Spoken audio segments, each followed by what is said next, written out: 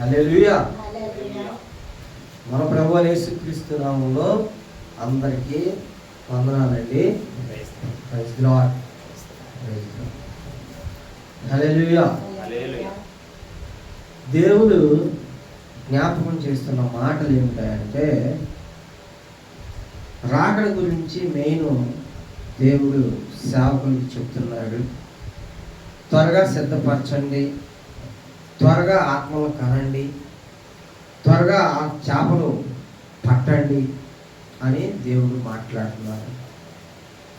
సేవకులు ముందుకి వస్తున్నారు.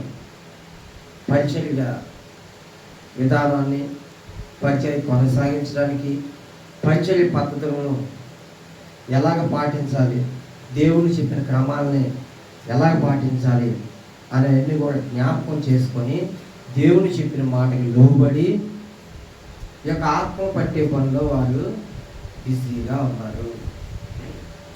అయినా కానీ ప్రజలు, ఈ సేవకులు ఆత్మ పట్టే పనిలో బిజీగా ఉంటే ప్రజలేమో వారికి వారు అప్పవాదికి అప్పచెప్పుకోవడంలో బిజీగా ఉన్నారు. కాబట్టి దేవుడు జ్ఞాపకం చేస్తున్న మాట ఏంటంటే, నేను త్వరగా వచ్చుచున్నానని పదే పదే పదే జ్ఞప్తి చేస్తున్నాడు, జ్ఞాపకం చేస్తున్నాడు, గుర్తు చేస్తున్నాడు. హల్లెలూయా. మత్తయి సువార్త వాక్యం చూసుకుంటే కనుక, మత్తయి సువార్త 24వ అధ్యాయము 37వ వచనం నుండి 43 వరకు ఒకసారి చూసుకుందాం. 44 వరకు మత్తయి సువార్త 24వ అధ్యాయం పేజీ నంబర్ 25, 37 నుంచి 44 వరకు. నోవాహు దినములు ఎలాగుండునో మనుష్య కుమారుని రాకడయును అలాగే ఉండును. జల ప్రళయమునకు ముందటి దినములలో నోవాహు ఓడలోనికి వెళ్ళిన దినము వరకు వారు తినుచు త్రాగుచు పెండ్లి చేసుకొనుచు పెండ్లికిచ్చుచు నుండి జల ప్రళయము వచ్చి అందరినీ కొట్టుకొని పోవు వరకు ఎరుగకపోయిరి. అలాగునే మనుష్య కుమారుని రాకడను ఉండును. ఆ కాలమున ఇద్దరు పొలములో ఉందరు, ఒకడు తీసుకొని పోబడును, ఒకడు విడిచిపెట్టబడును. ఇద్దరు స్త్రీలు తిరగలు విసురుచుందురు, ఒకటి తీసుకొని పోబడును, ఒకటి విడిచిపెట్టబడును. కావున ఏ దినమున మీ ప్రభువు వచ్చునో మీకు తెలియదు గనుక మెలకువగా నుండి. ఏ జామున దొంగ వచ్చునో ఇంటి యజమానునికి తెలిసి ఉండని ఎడల అతడు మెలకువగా ఉండి తన ఇంటికి కన్నము వేయనీయడని మీరు ఎరుగుదురు. మీరు అనుకుని గడియలలో మనుష్య కుమారుడును వచ్చును, కనుకనే మీరును సిద్ధముగా నుండుడి. హల్లెలూయా. హల్లెలూయా. హల్లెలూయా. హల్లెలూయా. నోవాహు దినములలో ఎలాగ ఉండునో మనుష్య కుమారుని రాకడ కూడా అలాగే ఉంటుందంట. దేవుని మాట ఏంటంటే, నోవాహు దినములో అనగా మనం జ్ఞాపకం చేసుకోవాల్సిన మాటలు ఏంటంటే, నోవాహు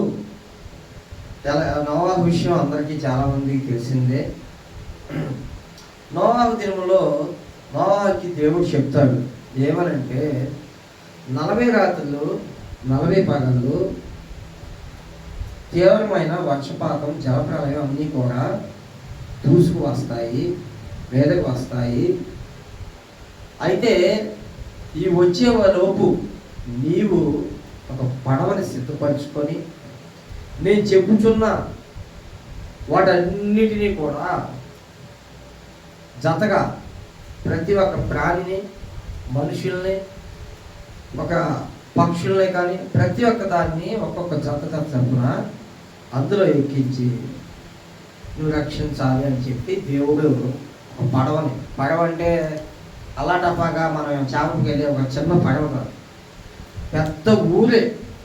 ప్రతి ఒక్కటి ఈ భూమి మీద ఉన్న ప్రతి ఒక్క పక్షి కానీ, మనిషి కానివ్వండి, జంతువులు కానివ్వండి, ఏమైనా కానివ్వండి, ఒక్కొక్క ప్రాణి 2 జంట ఇవన్నీ కలిపి అందులో పట్టాలి అంటే ఎంత విస్తారమైన ప్లేస్ కావాలో. కాబట్టి దేవుడు అంత విస్తారమైన పడవని నీవు తయారు చేసుకుంటే ఈ యొక్క ఊరి మీదకి శాపం వచ్చింది. అయితే నోవాహు ఈ పడవను తయారు చేసినప్పుడు అక్కడ ఆ ఊరిలో ఉన్నవారు ఎగతాళిగా మాట్లాడేవారు. ఇది దేనికి? ఇది ఎందుకు పనిచేస్తుంది? ఇదేంటి అంటే దేవుడు ముంపుకి గురి చేస్తానంటున్నాడు, ఈ ప్రాంతం మీద కృపలేదంటున్నాడు, ప్రార్థించమంటున్నాడు, మారమంటున్నాడు, దేవుణ్ణి ఎరగమంటున్నాడు. ఎరుగక మీరు లోకాన్ని ప్రేమించుతున్నారు ఏంటి అని చెప్పి చెప్తే అంటాడు, పిచ్చి ఏమైనా పట్టిందే ఏంట్రా నీకు నవాహు? ఎరా నవాహు, పిచ్చి పట్టిందా నీకు? ప్రళయం రావటం ఏంటి, వర్షం రావటం ఏంటి, వర్షం అలా ఉండటం ఏంటి, ఇది పిచ్చి పట్టింది, అవన్నీ జరుగుతాయా అన్నాడు. కానీ ఇక్కడ ఈ నోవాహు చెప్పిన వ్యక్తి ఎవరు అంటే దేవుడు. అది నువ్వో నేనో చెప్పుకుంటే వేరు, కానీ దేవుడే స్వయంగా చెప్తే నోవాహు సంతతి వారు అలాగే కోడళ్ళు కూడా అంగీకరించారు. అయితే మా నాన్నతో దేవుడే మాట్లాడుంటాడు, మా మామయ్య గారితో దేవుడు మాట్లాడుంటాడు. అయితే అన్నట్టుగా వారి కుటుంబం లోబడింది కాబట్టి నోవాహు మరియు వారి కుటుంబీకులు ఆ పడవలో ప్రవేశించగలిగారు, ప్రాణాన్ని రక్షించగలిగారు. కాబట్టి దేవుడు జ్ఞాపకం చేస్తున్న ఈ యొక్క మాట అంటున్నాడు, నోవాహు దినములు ఎలాగుండునో మనుష్య కుమారుని రాకడ కూడా అలాగే ఉంటుందంట. నోవాహు దినములో ఎంత భయంకరంగా ఆ పరిస్థితులు ఉన్నాయండి. ఒక్కరోజు వర్షం వస్తేనే మొత్తం మునిగిపోయి కొన్ని ఏరియాలు కొన్ని ఊళ్ళు మునిగిపోతాయి. ఒక్కరోజు పెద్దవాళ్ళు వచ్చిందంటే గంట కురిస్తే మ్యాక్సిమం చాలా వరకు పాపం మునిగిపోతాయి, పెద్ద చిలుకులతో. అలాంటిది 4 పగలు కురిస్తే కొన్ని 4000 8,000 మైళ్ళు అంత ఎత్తు పడవలు వేసిందంట. ఊరు మునిగిపోతే నోవాహు తయారు చేసిన పడవ అన్ని కిలోమీటర్ల ఎత్తులో ఉందంటే ఎంత వరద వచ్చి ఉంటుందో, ఎంత నీరు వచ్చి ఉంటుందో అంతగా ఆ యొక్క పడవ అంత పైకి లేచింది. బొరుగుని ప్రతి ఒక్కటి భూమి మీద ఉన్న ప్రాణి, పురుగు, పుట్ట, చెట్టు అన్ని ప్రతి 2 డేస్ ఎక్కించాడంటే అంత బరువు మోయగలిగిందంటే దేవుడు దాన్ని ఎంత కొలతలు చెప్పి ఆ కొలత ప్రకారం చేయమని నోవాహు ఆజ్ఞాపిస్తే నోవాహు ఎంత ఓపికతో ఆ యొక్క పడవను తయారు చేశాడంటే దేవుని సహాయంతో చేశాడు. అప్పుడు ఈ జల ప్రళయం అంతా మీదకు వస్తున్నాడు. ఇప్పుడు యేసుప్రభు వారు కూడా అదే చెప్తున్నాడు, హెచ్చరిస్తున్నాడు. నోవాహు దినములు జరుగుతాయి, మీరైనా లెక్క లేకుండా ఉంటున్నారు, మీరు లెక్క లేకుండా తిరుగుతున్నారు ఎందుకు అని చెప్పి మాట్లాడుతున్నారు. ఏమన్నా జలప్రలయం వచ్చి అందరినీ కొట్టుకొని పోవు వరకు ఎలుగకపోయింది. అలాగనే మనుష్య కుమారుడు రాకడమే వస్తుంది. వాళ్ళు జలప్రలయం వచ్చి కొట్టుకుపోయే వరకు కూడా ప్రాణం మీద ఆశ లేదు, ప్రాణం మీద తీపి లేదు, లెక్కాజామా లేకుండా తిరగటం, దేవుడు అంటే ఆసక్తి లేదు, వాళ్ళు ఇష్టం వచ్చినట్టు చేశారు. దేవుని రాకడ కూడా అటు అలాగే ఉంటుంది. దేవుని రాకడ వచ్చినప్పుడు ఆయన దేవుడుగా యేసుప్రభు వారు వచ్చినప్పుడు ఎలా ఉంటుందంట, ఆ కాలమున 2 పొలములో ఉందురు, ఒకరు తీసుకొని పోబడను, ఒకరు విడిచిపెట్టబడను. 2 స్త్రీలు తిరగలి విసురుచుందురు, ఒకటి తీసుకొని పోబడను, ఒకటి విడిచిపెట్టబడను. ఈ తీసుకొని పోబడి వారు ఎవరు, విడిచిపెట్టేవారు ఎవరు అంటే, తీసుకొని పోబడి వారు ప్రభువు నమ్మి అంగీకరించి ప్రభువు చెప్పింది చెప్పినట్టుగా చేస్తూ ప్రభువుకు లోబడి దేవుని సన్నిధిలో లోబడి ఆయన చెప్పిన ప్రతి మాటను అంగీకరించి స్వీకరిస్తే ఆయన కొనిపోబోతాడు. విడిచిపెట్టబడిన వారు ఎవరంటే దేవుని మాటకి విరుద్ధంగా నడిచిన వారు, వారి ఇష్టాన్ని చేసుకునేవారు, వారి ఇష్టాన్ని లోకాన్ని నెరవేర్చుకునేవారు, లోకక్రియలు, లోకశక్తి, లోక బలంతో ఎక్కువగా బ్రతుకువారు విడిచిపెట్టబడతారు. కాబట్టి దేవుడు అంటున్నాడు, ఇప్పుడు మనమే ఉన్నాం, భార్య భర్త ఉన్నారు, భార్యకు మారి మనసు లేదు, భర్తకు మారి మనసు లేదు. అప్పుడు ఏమవుతాడు, వాళ్ళిద్దరూ అక్కడ ఉండగానే ఒకరు అదృశ్యం అయిపోతారు, ఎత్తబడిపోతారు. దేవుడు వచ్చినప్పుడు అలా ఎత్తబడిపోతారు.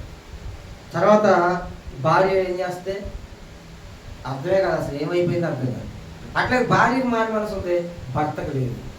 అప్పుడు ఏం చేస్తుందంటే ఆ భార్య కొనుక్కోబడుతుంది, ఈ భర్త విడిచిపెట్టిన వాళ్ళు అవుతారు అని దేవుడు మాట్లాడుతున్నాడు. ఆయన అంట దొంగ వలే వస్తాడంట, దొంగ వలే వస్తాడంట. కావున ఏ దినమున మీ ప్రభు వచ్చినో మీకు తెలియదు కనుక మీరు మెలకువగా ఉండండి. ప్రభు పదే పదే వాక్యంలో హెచ్చరిస్తున్న మాటలు ఏంటంటే, ఆయన ఏ దినమున వస్తాడో మనకు తెలియదంట. నేను దొంగ వలే వస్తానంటున్నాడు. ఏ జామున దొంగ వచ్చినో ఇంటికి యజమానికి తెలిసి అతను మెలకువగా ఉండి తన ఇంటికి కన్నం వేయస్తాగా. దొంగ వాడు మంచి గాఢ నిద్రలో జారుకున్నప్పుడే ఈ దొంగ ప్రవేశిస్తాడు. మొత్తం కాజేసి వెళ్ళిపోయిన తర్వాత కానీ అర్థం కాదు. అట్లాగే మెలకువగా ఉంటే ఆ యజమాని ఏం చేస్తాడు, ఎవడరా నువ్వు వస్తున్నావు. అట్లాగే దేవుడు కూడా అంతే. దేవుని మెలకువగా ఉండవి, దేవుని ఎరిగి మెలకువగా ఉండవి.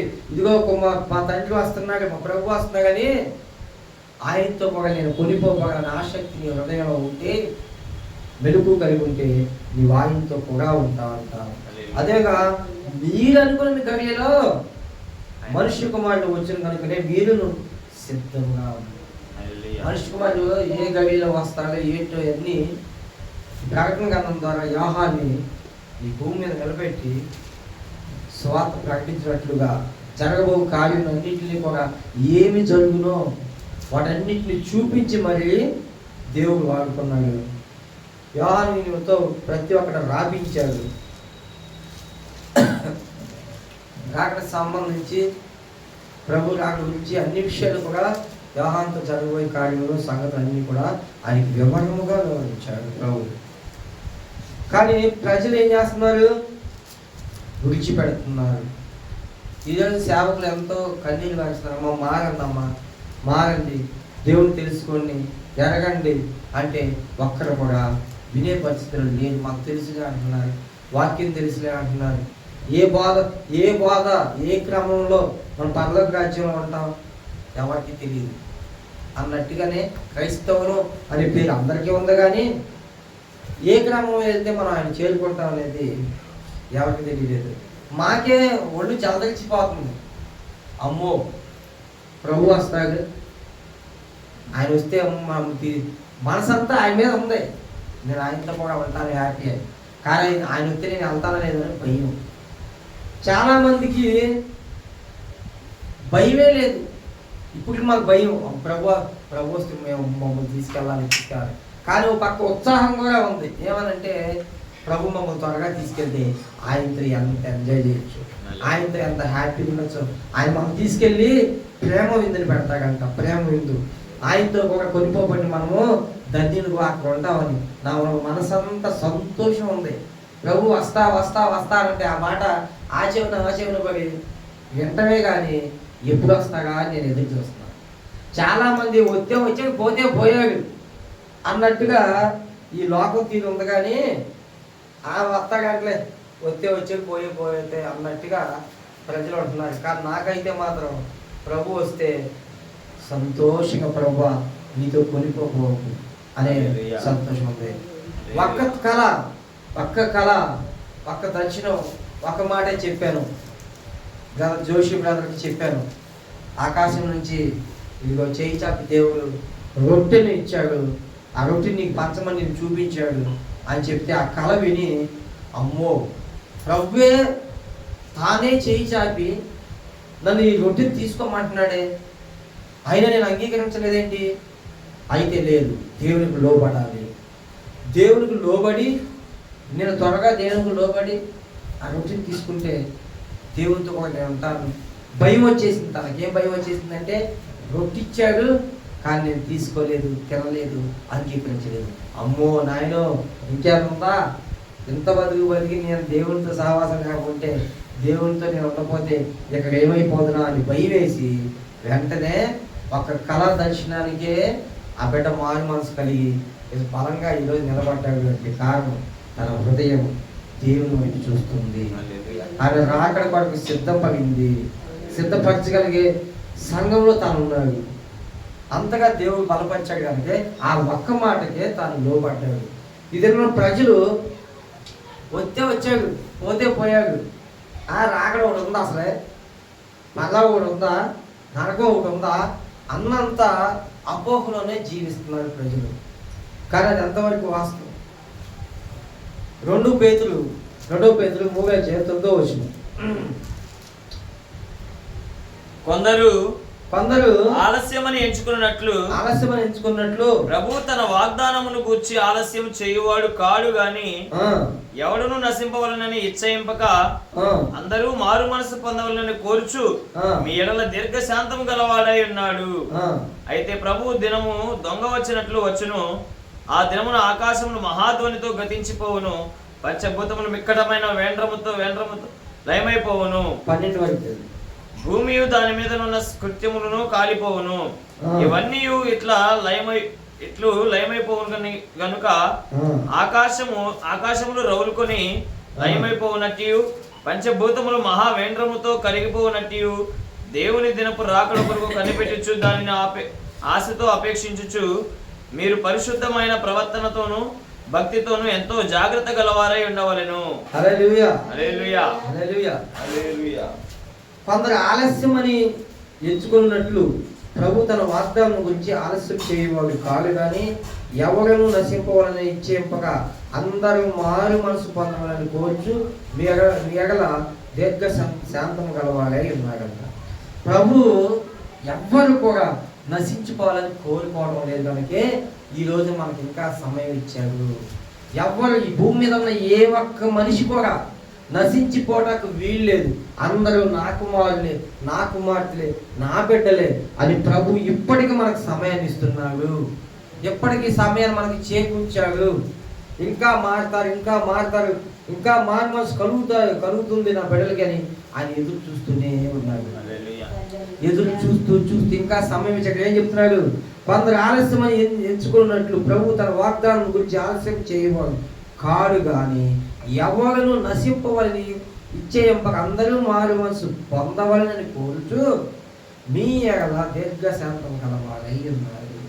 ప్రతి ఒక్కరు మారు మనసు పొందుకోండి, నన్ను కలవండి, నాతో కలవండి, నాలో జీవం ఉంది, నాలో మార్గం ఉంది, రండి అని ప్రభు తానే స్వయంగా చెప్తున్నాడు.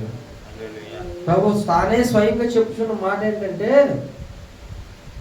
ఆలస్యం చేయకండి, త్వరగా ప్రతి ఒక్కరు ఎవరు నశించుకోవడం నాకు ఇష్టం లేదన్న సేవకులు బాధ కూడా అదే.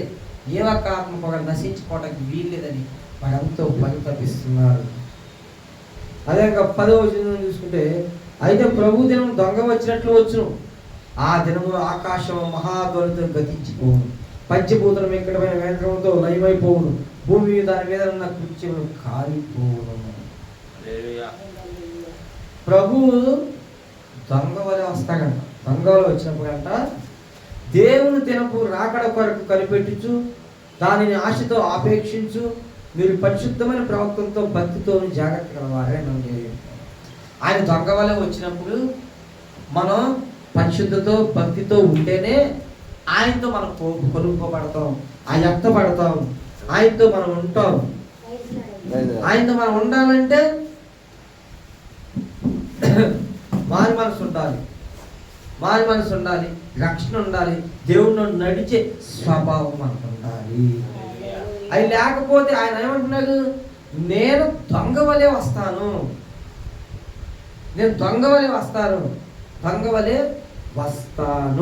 మీరు జాగ్రత్తగా ఉండండి. నేను వచ్చినప్పుడు మీరు పరిశుద్ధత కలిగి ఉండండి.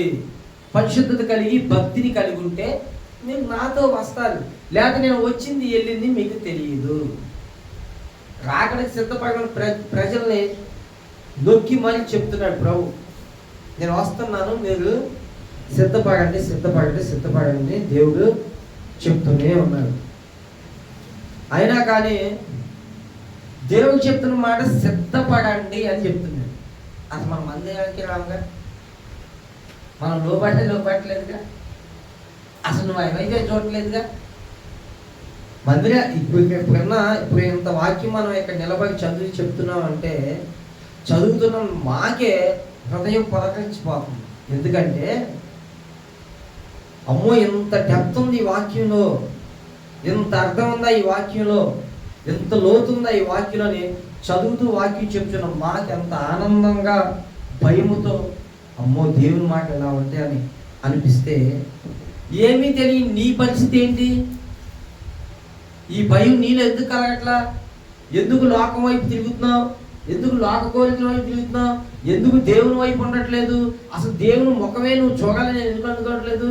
మందిరం ముఖమే చూడాలని ఎందుకు అనుకోవట్లేదు? దేవునితో ఉండాలని నువ్వు ఎందుకు అనుకోవట్లేదు? కేవలం ఈ ఆశ నీలో లేకపోవడం కారణం ఏంటంటే అపవాదిగా నిన్ను అంతగా బంధించేసాడు. కానీ దేవుడు ఏమంటున్నాడు? రాకడికి సూచనలు చెప్తూ ఉన్నాడు. ఇంకా నా చదివిన మాటలో మనం ఏమన్నాం? ఏ ఒక్క ఆత్మ కూడా ఈ భూమి మీద నశించిపోవడం నాకు ఇష్టం లేదని దేవుడే స్వయంగా చెప్తున్నాడు. ఏ ఒక్క ఆత్మ కూడా నశించిపోవడానికి వీల్లేదు. మారు మనసు పొందండి. నేను వచ్చినప్పుడు భక్తి శ్రద్ధలతో మీరు ఉంటే నాతో మీరు వస్తారు. నేను వచ్చినప్పుడు నాతో మీరు ఎత్తబడతారు, లేకపోతే ఈ భూమి మీద ఉంటారు. మీకు చెప్పాను దేవుని రెండో రాకడ గురించి చెప్తానని అంతకుముందు వారం మీకు చెప్పాను.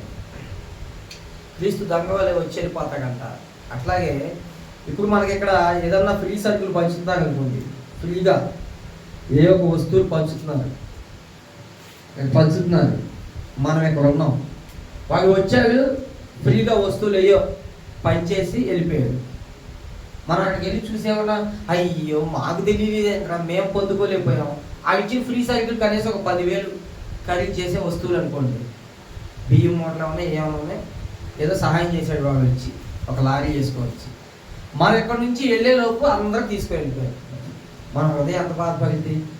అయ్యో ఈ మొక్క మాకు ఎవరికి చెప్పలేదే, అయ్యో మాకు ఎవరికి చెప్పలేదు, ఎవరన్నా చెప్పుంటే బాగుండేది కదా, మేము వెళ్ళేవాళ్ళం, మా ఇంట్లో బియ్యం లేవు, వాళ్ళకి సహాయం చేశాడు, 10,000 రూపాయలు సహాయం చేశాడు, మేము కూడా పొందుకునే వాళ్ళం కదా, మాకు చెప్పొచ్చు కదా. అబ్బా ఎవరు వచ్చారో, ఎక్కడ ఎత్తున్నారో, పోనీ ఏదైనా ఊళ్ళో ఎత్తున్నారో కనుక్కుందాం అనే ఆసక్తి హృదయంలో ఉంది. అట్లాగే కోటా బియ్యం కూడా వాడు మన రోడ్లోకి వచ్చి ఇచ్చినప్పుడు వాడు ఇస్తున్నప్పుడు ఏమో నెగ్లెక్ట్ చేస్తాం. రేపు వస్తాయి, ఎల్లుండి వస్తాయి. వాడు ఇది ఇచ్చిన టైం దాటిపోయిన తర్వాత అమ్మ టైం అయిపోయిందా, ఇప్పుడు అక్కడ దొరుకుతాయి క్యాష్ పెట్టలు వెళ్ళొద్దాం, చెత్తలో దొరుకుతాడు వెళ్ళొద్దాం, లేకపోతే అక్కడ అటువైపు ఎత్తున్నాడు వాడు వెళ్ళొద్దాం. వాళ్ళు 1వ తారీఖు నుంచి 10వ తారీఖు వరకు మన ఊళ్ళోనే ఇస్తున్నా మనకు నిర్లక్ష్యం. 10వ తారీఖు దాకా మన ఇంటి ముందుకు వచ్చి వ్యాన్ పెట్టి మన ఊళ్ళోనే 1 నుంచి 10వ తారీఖు దాకా ఇస్తున్నా మనకు నిర్లక్ష్యం. ఆ తర్వాత తీసుకోవచ్చులే అని వాళ్ళు 15వ తారీఖు ఎండ్ చేసేస్తాడు. అప్పుడు ఏమనిపిస్తుంది మన మనసు? తీసుకెళ్ళిపోయినా, ఇలా పోయింది, పోగొట్టుకున్నాం. ఈ చిన్న దానికే నీకు ఇలా ఉంటే రేపు ప్రభు దొంగలాగా వచ్చి వెళ్ళిపోతే నీ బ్రతుకు కుక్కలమయమైపోతుంది, కుక్కల బ్రతుకైపోతుంది. దేవుడు యోహానుతో ప్రత్యక్షమైన మాటలు రాపించింది. ఆ విధానం ఏమిటంటే ప్రకటన గ్రంథం 11వ అధ్యాయం 3వ వచనం చూసుకుంటే కనుక, నేను నా ఇద్దరు సాక్షులకు అధికారం ఇచ్చేదను, వారు గోనెపట్ట ధరించుకుని 1260 దినములు ప్రవచింతురు. 4 కూడా వీరు భూలోకమునకు ప్రభువైన వాని ఎదుట నిలుచున్న 2 ఒలీవ చెట్లను దీపస్తంభములనై ఉన్నారు. హల్లెలూయా, హల్లెలూయా, హల్లెలూయా, హల్లెలూయా. అలాంటా ఏమన్నా ఎంత మనం యేసుప్రభు వారు వచ్చి వెళ్ళిపోయిన తర్వాత 666 మొత్తం అంటే మ్యాక్సిమం చాలా మంది తెలిసిందే, అయినా చెప్తాను. ఇప్పుడే మన పరిస్థితులు, ప్రభుత్వాలు కింద మనం ఏలలేక బ్రతకలేక ఉన్నాం. పరిస్థితులు, కఠినమైన ఆంక్షలు, కఠినమైన పరిస్థితులు ఇప్పుడే మనకు ఉన్నాయి. రేపు ప్రభు వచ్చి భార్య మారు మనసు పొందుకొని భర్త పొందుకోకపోతే భార్య ప్రభుతో కూడా ఎత్తపడుతుంది, భర్త ఇక్కడే ఉంటాడు. మన ఇద్దరు అట్లాగే మాట్లాడుకుంటాం, మన నలుగురు ఎలాగే ఉన్నాం. ఏమన్నా మీ ఇద్దరు మాయమైపోయాము, ఇంత మిగిలిపోతారు. ఏమయ్యామో మీకు తెలియదు, ప్రభు వచ్చినప్పుడు కనుక అలా అయిపోతాం. మీరు మారగనుకోండి, ప్రభు వచ్చి మీరు వెళ్ళిపోతాం, మేమే ఉంటాం. ఎవరైతే ప్రభు వచ్చినప్పుడు మెలుగు కలిగి ఆయనతో ఆయన చేతిలో చేసుకుని అలా వెళ్తారో వాళ్ళు చాలా ధన్యులు.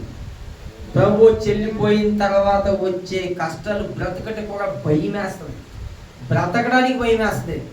రాజ్యాలు వెళ్తాడు, కఠినమైన ఆంక్షలు, కఠినమైన పరిస్థితులు పెడతాడు.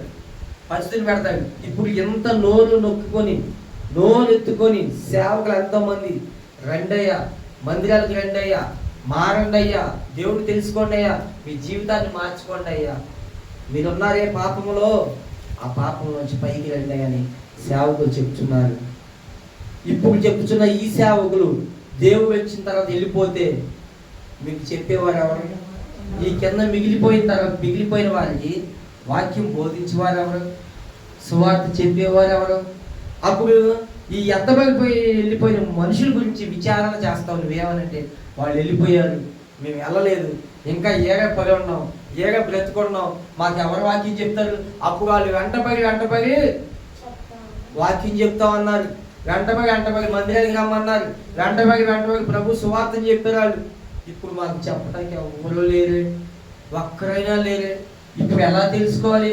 మళ్ళీ వస్తాడు ఆయన, అప్పుడు నువ్వు సిద్ధపడాలి. ఆయన వచ్చి మన కోపమైన ఇది రహస్య రాకడ, బహిరంగ రాకడగా మళ్ళీ వస్తాడు. అప్పుడు నువ్వు సిద్ధపడేలో వీళ్ళకు కోసలు దిగిపోతావు. అంత పరిస్థితులు ఆయన వచ్చి అదే ఎంత ఆశకో. నేను నిజంగా ఆ మాట వింటున్నప్పుడు ప్రభువా నువ్వు వస్తే నన్ను త్వరగా తీసుకెళ్ళాను. ఎందుకు నాకు ఈ ధైర్యం ఉందంటే ఆయన నేను ప్రేమిస్తున్నాను కనుక ఆయన వచ్చేప్పుడు నేను సంతోషం వెళ్ళిపోవాలని.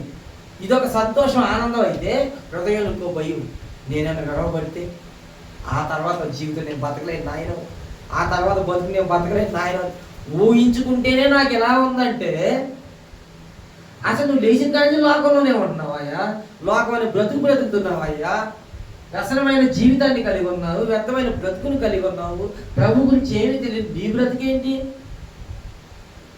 నువ్వు కిరసనాలు పోసి ఒక మనిషిని తగలబెడితే వాడు మహా అయితే గంట తగలబడతాడు, లేదా 2 గంటల గంట, మ్యాక్సిమం గంటలో తగలబడిపోయి ఆ నిప్పు మొత్తం ఆగిపోతుంది. కానీ నరకంలో ఏమంటున్నాడు? అగ్ని ఆడదు, పురుగు చావదు అంటున్నాడు. నువ్వు ఎంత చద్దామన్నా ఇక్కడ చావటమే, అక్కడ చావటం ఉండదు. ఇక కింద నుంచి మంటలు రేగుతానే ఉంటుంది, నీ ఒళ్ళు మంటలతో అది ఇదైపోతానే ఉంటావు. అంటే దేవుడు ఆ శ్రమను కలుగు చేస్తాడు. ఇక నీకు అగ్ని ఆడదు, పురుగు చావదు.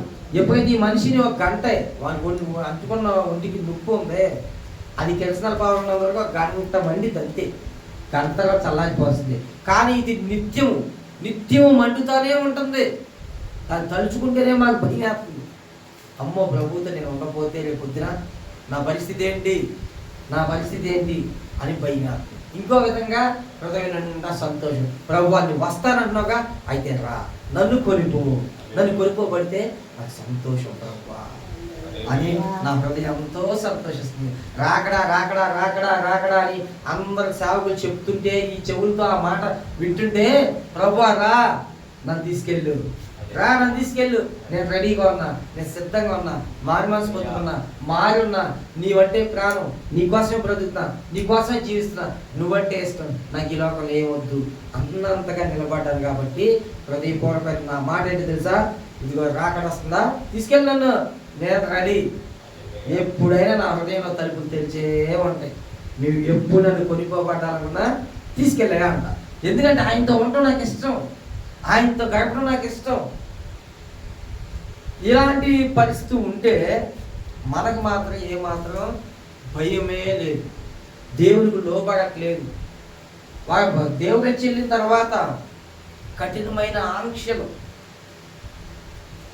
ఇజ్రాయెల్ ప్రజల్లోంచి రేపిస్తాడంటారు రాజు అని. ఇజ్రాయెల్ దేశం నుంచి లేస్తే ఇంకా చాలా స్టోరీ ఉంది చెప్పాలంటే షార్ట్లో. అయితే ఈ రాకడ వచ్చిన తర్వాత ఒక రాజు లేచి మన అధికారం, మనకు మోడీ మన మీద రాజ్యాన్ని అధికారాన్ని చేజిక్కించుకొని, అంటే మన దేశాన్ని వరకే, మన దేశం వరకే తాను రాజ్యాన్ని పరిపాలించగలుగుతాడు. అంటే మనకి ఎంతమంది పిఎంలు ఉన్నారు, ఎంతమంది ప్రెసిడెంట్లు ఉన్నారు ప్రపంచవ్యాప్తంగా. అట్లాంటి ప్రపంచానికి మొత్తానికి ఒక రాజు, ప్రపంచం మొత్తానికి ఒక రాజుగా వస్తాడంట. ఆ రాజు వచ్చినప్పుడు వాడి ముక్కు మీద ముక్కు వేరేయమంటే ఏ నోటి మీద వేయవాడి.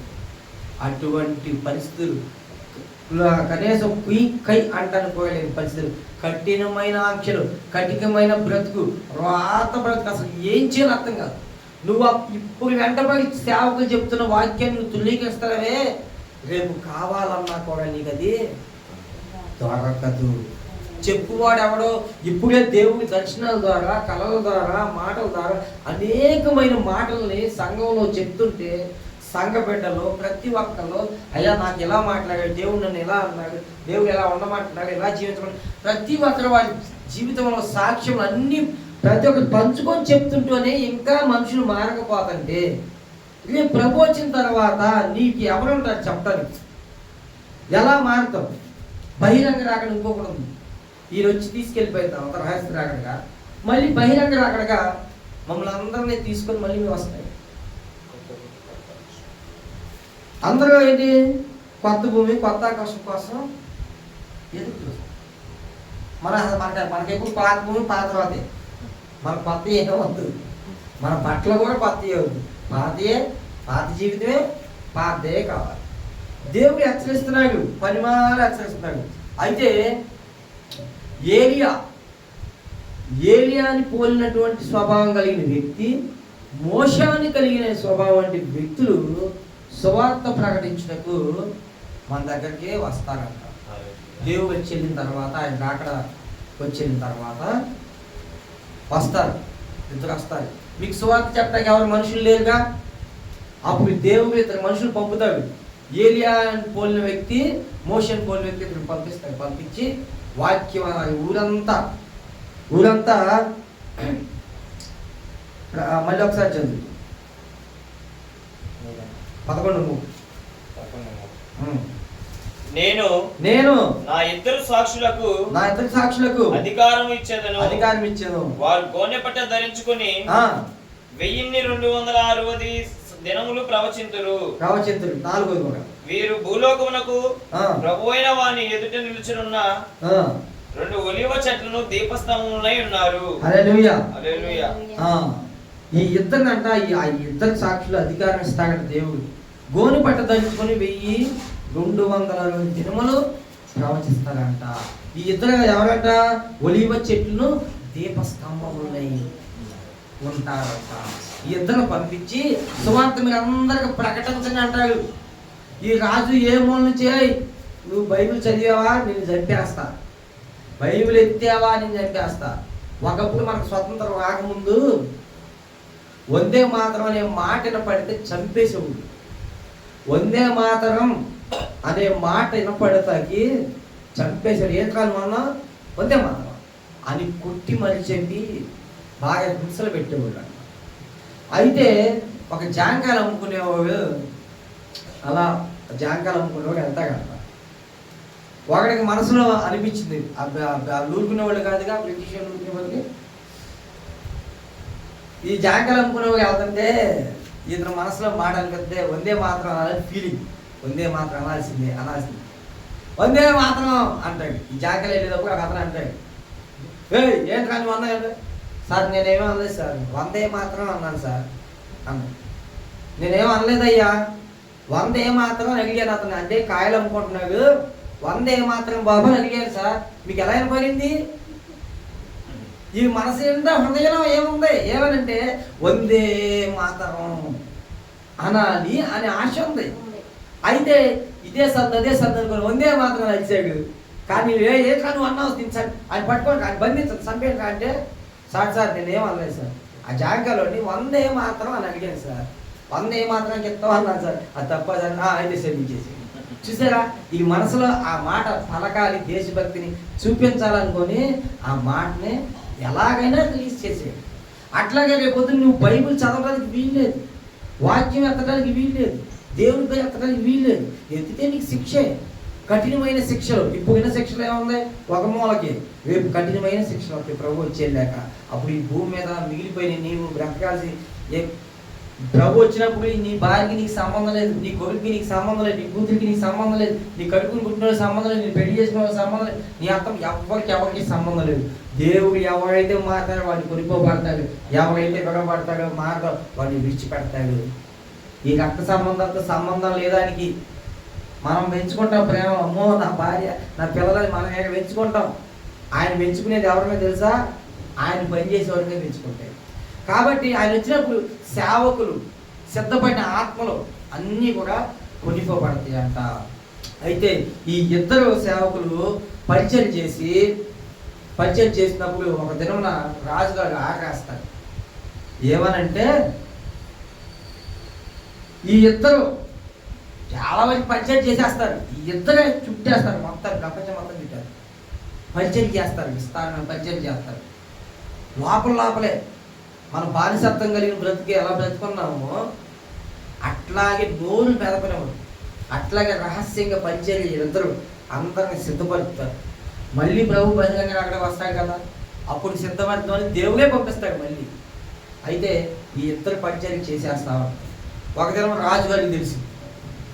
రాజుగారికి తెలిసి ఊరందరిలో ఒక సర్కిల్ వారిద్దరు చంపి చదువుకుందాం. ఒకసారి ప్రకటన గ్రంథం 11:8 చూసుకుందాం. వారి శవములు ఆ మహాపట్టణపు సంత వీధిలో పడియుండును. హల్లెలూయా హల్లెలూయా. వారి శవములు ఆ మహాపట్టణం సంత వీధిలో పడియుండును అంట. ఎవరి శవములు? ఇద్దరిని పంపించాడే వారి శవములు. వాక్యం ప్రచురిస్తూ సువార్తను ప్రకటిస్తూ ఉండగా రాజుగారు వచ్చి చంపి వారిని ఊరందరూ చూస్తుండగా అక్కడ మధ్యలో వారి శవాల్ని పడేస్తాడు. ఈ శవాలను ఎక్కడ పడేస్తున్నాం, మీరెవరు వచ్చి ముట్టుకున్నా, మీరెవరు ఈ శవాలను ముట్టుకోవడానికి వీల్లేదు, ఈ శవాల దగ్గర రావడానికి వీల్లేదు. రేపొద్దున మనకు కొన్ని సినిమాలో చూసే ఉంటాం. అట్లాగే రేపొద్దున మనం కూడా అంతే. మన ఇంట్లో మనిషిని అక్కడ చంపేశారనుకోండి, మనం ఎగంటి దూరంగా ఎగవటమే తప్ప వెళ్ళి ఆ శవాన్ని ముట్టుకోవడానికి లేదు, ఆ శవాన్ని ఎత్తడానికి లేదు. కరోనా టైం ఏమైంది? ఎవరినన్నా మనం గుండెలు కత్తుకునే వాళ్ళం, ఎవరినన్నా వెళ్ళి పట్టుకున్నామా? కరోనా వచ్చిందంటే మన ఇద్దరు మనుషులు కోల్పోయాం. మా పెదనాన్ని కోల్పోయాం, మా బాబాయిని కోల్పోయాం. ఇద్దరు నెమ్మదస్తులు, ఎంత మంచివారిగా కరోనా వచ్చింది అని ఇద్దరిని కోల్పోయాం మేము. మా కుటుంబంలో మా బాబాయిని, మా పెదనాన్ని ఇద్దరిని కోల్పోయాం. వాళ్ళు మనుషులు రాతోళ్ళు కాదు, చండాలపోళ్ళు కాదు, చాలా మంచోళ్ళు, మంచి స్వభావం కలిగిన వ్యక్తులు వాళ్ళు. కానీ దేవుడికి కొంచెం దూరం, అంతే తేడా. మంచి స్వభావం కలిగిన వ్యక్తులు, మంచిగా జీవించిన వ్యక్తులు, దుమ్మిడికి గొడవలకి చండాలను బ్రతికిన వ్యక్తులు కూడా. అలాంటి వారికి కరోనా వచ్చి చచ్చిపోయి మేము అనుకున్నాం, ఇంకా బాబు కనీసం దగ్గరికి చూస్తాకి లేదు. కుక్కల వ్యాన్ వచ్చి తీసుకెళ్ళినట్టుగా వ్యాన్లో దూరంగా గమేషం జల్లి ఈ జల్లి తీసుకెళ్ళాలి. ఇదంతా కలుగు చేసింది ఎవరో? ప్రభు. ఈ భయాన్ని కలుగు చేసింది ఎవరో? ప్రభు. రేపు ఎంతకన్నా దారుణం ఉంటుంది. అనేకమైన తెగుళ్ళు తెచ్చాడు మన మీదకి. మిడతలు ఆహారం తింటే ఎంత తింటే, ఒక మిడత వచ్చి ఎంత ఆహారం తింటది. మన పొలంలో పడిందంటే, ఒక రైతు పడిందంటే నువ్వు వేసిన వరి పంట తెల్లారిపాటికి గింజకోగా నీకు లేకుండా చేస్తుంది. సంవత్సరం అంతా నువ్వు కష్టపడి పండించిన ఈ పంటనే ఆ మిడతల పాలు చేసేస్తాను అన్నాడు దేవుడు. అప్పుడు నీకు ఆహారం అక్కడి నుంచి వస్తుంది. ఈ వరి గింజలు అవి తింటే గడ్డి నువ్వు తినాలి, ఇక ఆప్షన్ లేదు, ఇక గడ్డి కోసి తింటారు. అది మా కుటుంబంలో ఆ కరోనా వ్యాధి భయంకరమైన తీవ్రత వస్తే మేమిద్దరం కోల్పోయాం. చాలా బాధ వేసింది. కనీసం మనిషిని చూడటానికి కూడా మాకు అసలు కళ్ళకి చూపించాలి మనిషిని. వాళ్ళే తీసుకెళ్ళి వాళ్ళే పాడేసి వాళ్ళే పాతి పెట్టేసి, కొంతమందిని అయితే జేసీబీతో బారుగా కాలువలాగా సైడ్ కాలువలాగా తీపిచ్చేసి 100 మంది శవాలను అట్లా వేసి మట్టి కట్టారు. ఎందుకని ఇంత దౌర్భాగ్యమైన పరిస్థితి? మన చుట్టాలు మనం చూసుకోలే పరిస్థితి. రేపు పొద్దున మనకి ఎవరన్నా చనిపోతే దూరం నుంచి చూసి ఏడవటమే తప్ప, అయ్యో నా భార్య అక్కడ చనిపోయి ఉంది, అయ్యో నా భర్త అక్కడ చనిపోయి ఉన్నాడు, అయ్యో నా కొడుకు అక్కడ చనిపోయిన శవాన్ని కూడా ముట్టుకొని. ఇప్పుడు అందుకే అంటారు సామెత, దీపం ఉండగానే ఇంటి సక్కవైంది అంటారు. అట్లాగే ప్రభు ఉండగానే నీ జీవితాన్ని సరి చేసుకో. ప్రభు వచ్చి వెళ్ళిపోయిన తర్వాత ఇంక నీకేం ఉండదు. ఇంకా కాబట్టి ఇద్దరు మనుషులు చంపేసి ఊరి మధ్యలో పగేసి ఎవరు ముట్టుకోటానికి వీల్లేదు. ఎవరైనా వాడి శవాన్ని ముట్టుకోటానికి వస్తే మీకు కూడా అదే గతి పడుతుంది అన్నారు. ఒకసారి 11:9 ఒకసారి చదువు. మరియు ప్రజలకును వంశములకును ఆయా భాషలు మాట్లాడు వారికి జనములకును సంబంధించిన వారు 3 దినములున్నారా వారి శవములను చూచుచు వారి శవములను సమాధిలో పెట్టనియరు. హల్లెలూయా హల్లెలూయా. ఏమన్నారంట? సమాధిలో ఎన్ని దినములు? 3.5 దినములు. మనిషి అక్కడ చచ్చిపోయి పడేసి రోడ్డు మీద పడేస్తే ఊరంతా చూస్తుండగా పడేస్తే ఆ శవాన్ని ముట్టుకోనివ్వలేదు ఎవరు. రాజు ఉంటాం, రాజుకి భయపడతాం మనం. సీఎం వచ్చాడనుకోండి, సీఎం దాకా ఎందుకు, చిన్న పదవులు ప్రెసిడెంటే విధంగా అంటే మనం నోరు కదపలేము ప్రజలు. మరి సీఎంకి ఒక లెవెల్, పిఎంకి ఒక లెవెల్, ఆరు మించి ప్రెసిడెంట్కి ఒక లెవెల్, ఇప్పుడు ప్రపంచాలు రాజు. వాళ్ళందరి ముందు నిన్ను ముట్టుకోవచ్చురా శవాన్ని అంటే ఎక్కడ నువ్వు ఉంటావు? ముట్టుకోవడానికి వీల్లేదంట. 3.5 దినములు ఆ శవాలు ముట్టుకోవడానికి వీల్లేదు అనగానే ఎవరు ముట్టుకోవాలి. ఆ శవాన్ని ముట్టుకోవడానికి భయపడ్డారు. అయితే ఇక్కడ 11 ఒకసారి చదువు. అయితే ఆ 3 దినములైన పిమ్మట దేవుని యొద్ద నుండి జీవాత్మ వచ్చి జీవాత్మ దేవుని యొద్ద నుండి వచ్చి వారిలో ప్రవేశించను కనుక వారి పాదములు నిలిచి వారిని చూచిన వారికి మిగుల భయము కలిగెను. అప్పుడు ఇక్కడికి ఎక్కిరని పరలోకం నుండి గొప్ప స్వరము తమతో చెప్పుట వారు విని మేఘారూఢులై పరలోకమునకు ఆరోహణమైరి. వారు పోవుచుండగా వారి శత్రువులు వారిని చూసిరి. హల్లెలూయా హల్లెలూయా. ఈ శవములు అక్కడ పగిలిన తర్వాత అంట, నువ్వు నేను చచ్చావనుకోండి, కుక్కలు కూడా కనీసం కుక్కల బండి కూడా మనం ఈడ్చికెళ్తాకి రావు. కానీ ఇక్కడ ఈ ఇద్దరు చనిపోతే ఆయన ఏమనగట, ఆ 3 దినములున్నర పిమ్మట దేవుని యొద్ద నుండి జీవాత్మ వచ్చి ఏమంటుంది? జీవాత్మ వచ్చి వారిలో ప్రవేశించి నిలిచి ఉందంట. నిలిచుండి ఏమంటుంది? ఎక్కడికి రండి. పరలోకం నుండి గొప్ప స్వరం వినపడి ఇక్కడికి రండి అని చెప్పి అగ్ని రథములు వస్తే వారికి లేచి చక్కగా చనిపోయి పడి ఉన్నవారు వారికి లేచి అగ్ని రథాలు ఎక్కిపోయారు. కానీ మన కుక్కల బండి కూడా కాదండి. ప్రభు వచ్చి వెళ్ళిపోయిన తర్వాత కుక్కల బండి కూడా కాదు. మీరు చేస్తే మనం చేస్తే కుక్కల బండి కాకుండా కనీసం మనకు ఎలాంటి చేయదు.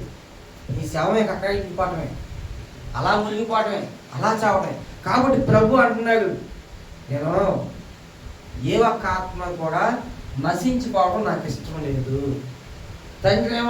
తండ్రి బిడ్డకి ఎప్పుడైనా హాని చేయాలని చూస్తాడు. ఏ తండ్రి అయినా వాడికి మంచి భవిష్యత్తుని వాళ్ళని చూస్తాడు.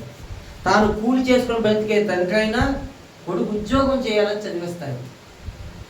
అలాగని నా కొడుకు అలా చావాలి ఇలా చావాలని లక్ష్య పెట్టే కొడుకు ఎంత తాగుమోతు తండ్రి అయినా, ఎంత కసాయి తండ్రి అయినా, ఎంత యథమానస్తత్వం కలిగిన తండ్రి అయినా బిడ్డ బాగుండాలి, వాడు చదువుకోవాలని ఆలోచిస్తాడు.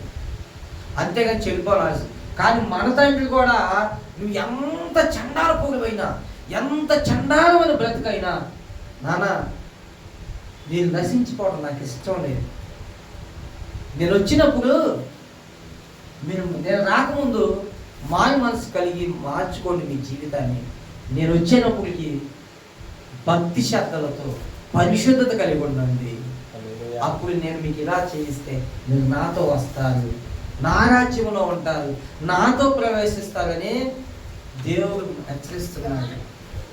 కానీ ఆయన వచ్చే ఇప్పుడు వాళ్ళు కాబట్టి పరిశుద్ధత కలిగినాడు కాబట్టి దేవుని మాట విన్నారు కాబట్టి వాళ్ళ కోసం అగ్ని రథాలు వచ్చి తీసుకెళ్ళిపోయింది. వాళ్ళు అలా లెగిసి వెళ్ళిపోయారు. చక్కగా మనం ఎలాగా నిద్రపోయి లెగుతామో అంత ఈజీగా లెగిసి వెళ్ళిపోయారు వాళ్ళు. మరి మనం లెగ్గలమా? మనకు అంత పరిశుద్ధత ఉందా? అంత మంచి బ్రతుకుందా? దేవుడు అంటే లోబట్టి ఉందా? ఇక్కడ దేవుడు ఈ రకంగా బతుకుంటేనే మరి పర్లోక రాజ్యం రమ్మానంటేనే ఈ రకంగా చెప్తున్నాడు. మనం మందిరానికే రాట్లా, మందిరానికే మన మనసు ఇవ్వట్లా, మందిరానికే హృదయం అయిపోతే ఈ ప్రభు రాకళ్ళు మనం ఉండాలని మన మనసులో కోరిక ఎక్కడ ఉంటుంది? మన దేవునికే చోటు ఇవ్వకపోతే పర్లోక రాజ్యంలో మనం ఆయన కలుసుకోవాలని ఎలా అనుకుంటాం? ఉండవు. జీవం లేని మాటలు, జీవం లేని లోకంలో బ్రతకాలని కోరుకుంటున్నామే తప్ప నేనే జీవమును మార్గము సత్యము నన్ను వెతుకు వారు అన్నటికీ నశించిపోరు అని చెప్తున్న దేవుని మాటలో ఎరుగక ఉంటున్నారు. కుక్కలు కూడా మనం అసహించుకుంటే మన శవాలను చూసి, కుక్కలు వంటి కూడా మన కోసం రాదు.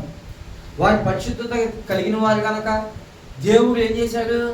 ఏలియా స్వభావం వంటి వారిని, మోషే స్వభావం వంటి వారిని సువార్త ప్రకటించడం మన కోసం మళ్ళీ జాలి కలిగి ఈ భూమి మీద పంపిస్తే నువ్వు లెక్క చేయలేవు. రాజుగారికి తెచ్చి చంపేసి ఊరి మధ్యలో పడేస్తే వారిని ఎవరు పట్టించుకొని శవం దగ్గరికి వెళ్తానికి కూడా భయపడ్డారు. 3.5 దినములు ఆ శవాన్ని పాతి పెట్టనివ్వలేదంట. నేను చెప్తున్న మాటలు ఇవి వాక్యంలో ఉన్నాయా? మరి దేవుడే కదా రాకిచ్చింది ఈ మాటలు. నేనేదో నుంచొని కలిబొల్లి మాటలుగా మనుషులు ఏదో మార్చాలని కాదుగా చెప్పేది, వాక్యంలో ఉన్న మాటలే కదా.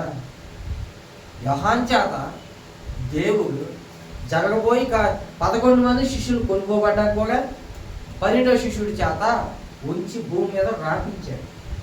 జరగబో కార్యం ఇవి, రా నాతో రా అని చెప్పి వానికి చూపించి రాపించాడు దేవుడు. నేను వెళ్ళిన తర్వాత ఇవి జరుగుతాయి, ఇవన్నీ జరగబోయే కార్యక్రమం ప్రజలకి నువ్వు వెల్లడిచి అని ఒక ప్రకటన గ్రంథం రాపించాడు. కానీ అసలు ఎందుకు ఈ బైబిల్లో ఉన్న మేము చదువుతుంటే ఎంత ఇదైపోతున్నాం?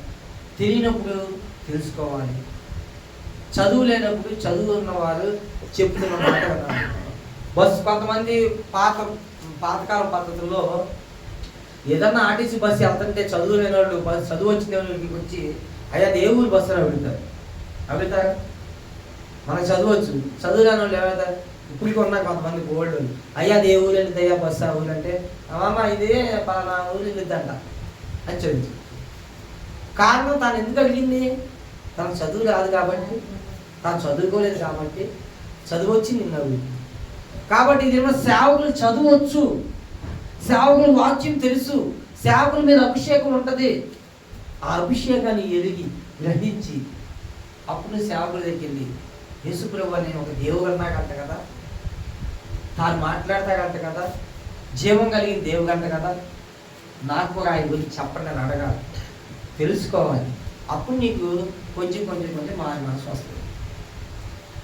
దేవుణ్ణి మనం అవసరాలు కొలదుగా కాదు ఆయన కొలిచేది, నిండు మనసుతో, నిండు హృదయంతో 100% ఆయన కోరుకోగానే అవసరం కొలది, ఆపద కొలది కాదు ఆయన కోరుకోవాల్సింది. మనం ప్రతి దినము ఆయనతో మనకి సహవాసం ఉండాలి.